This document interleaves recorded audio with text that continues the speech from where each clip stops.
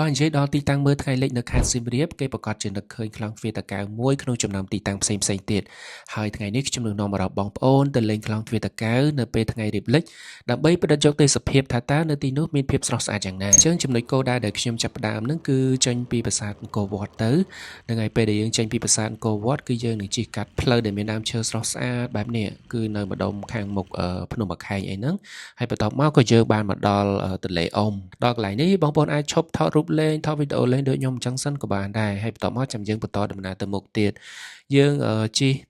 ឆ្លងកាត់ខ្លោងទ្វារទន្លេអ៊ុំនេះមកគឺយើងនឹងឆ្ពោះទៅកាន់ប្រាសាទបាយ័នប៉ុន្តែសម្រាប់ខ្ញុំឲ្យតែខ្ញុំដល់កន្លែងនេះគឺខ្ញុំតែងតែទាញទូរស័ព្ទដើម្បីថតហើយព្រោះដោយសារតែនៅកន្លែងនេះគឺមានដើមឈើស្អាតមែនតើនិយាយថាគេបលេងសៀមរាបចាប់អារម្មណ៍កូនអ្នកសៀមរាបអីចឹងទៅតែសម្រាប់ខ្ញុំចាប់អារម្មណ៍មុនគេគឺដើមឈើ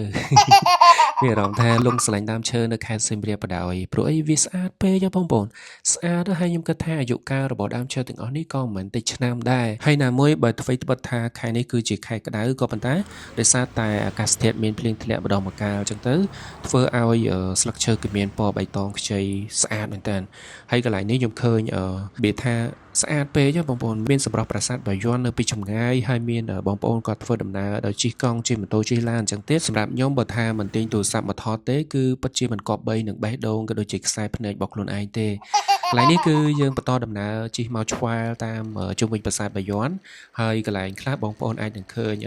ដូចជាមានផ្លូវសើមកន្លែងខ្លះដូចជាមានផ្លូវស្ងួតហ្នឹងហើយដោយសារតែខ្ញុំជិះផ្លូវហ្នឹង2ថ្ងៃ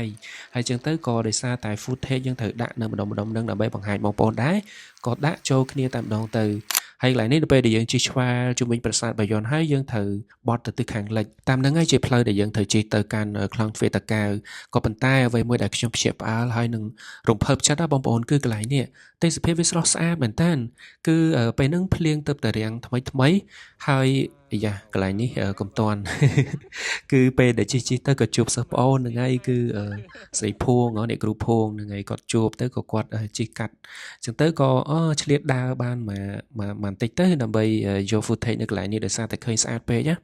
តោះឥឡូវយើងមកបន្តពីភាពស្រស់ស្អាតនៅកន្លែងនេះបន្តទៀតគឺដោយសារតែពលឺថ្ងៃ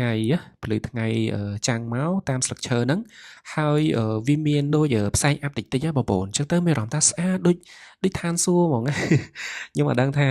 បងប្អូនមើលនៅក្នុងនេះឃើញស្អាតអត់ប៉ុន្តែសម្រាប់ខ្ញុំនៅពេលដែលខ្ញុំជិះទៅមើលឃើញតបភ្នែកគឺស្អាតហើយតិច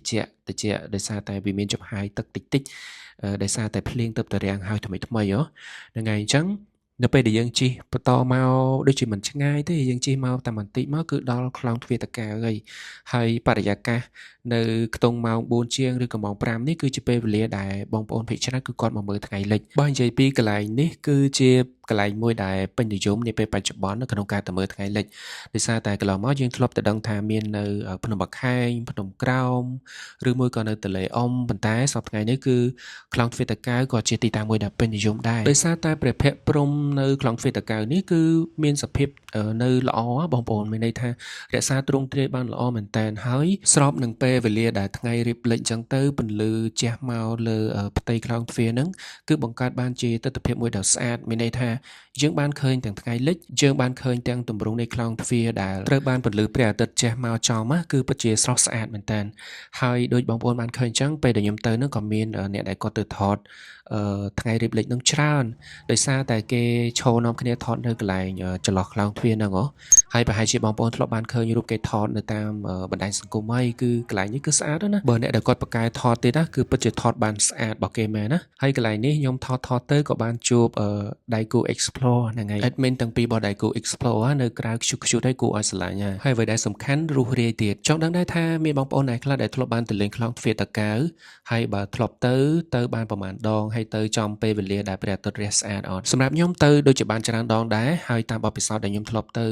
តាមពេលវេលាខុសៗគ្នាហ្នឹងគឺឃើញថាទីតាំងនៅកន្លែងហ្នឹងគឺមានភាពស្រស់ស្អាតប្លែកៗគ្នាទៅតាមរដូវកាលក៏ដូចជាទៅតាមអាកាសធាតុដែរបើទៅចំថ្ងៃដែលអាកាសធាតុល្អយើងក៏បានឃើញទិដ្ឋភាពមួយបែបអញ្ចឹងទៅបើសិនជាទៅចំពេលវេលាដែលមេឃមានភ្លៀងធ្លាក់ក៏ឃើញស្អាតមួយបែបទៀតអញ្ចឹងគឺមានភាពខុសគ្នាទៅតាមរដូវកាលឬក៏ទៅតាមថ្ងៃនីមួយៗផងដែរអញ្ចឹងសម្រាប់វីដេអូទៅមើលខ្លោងទ្វារតាកែវនៅពេលថ្ងៃរៀបលិចរបស់ខ្ញុំគឺមានតែប៉ុណ្្នឹងឯងអរគុណបងប្អូនដែលតែងតែចូលចិត្តមើលវីដេអូរបស់ខ្ញុំនិងជួយ like ជួយ share យើងនឹងជួបគ្នានៅវីដេអូក្រោយៗទៀត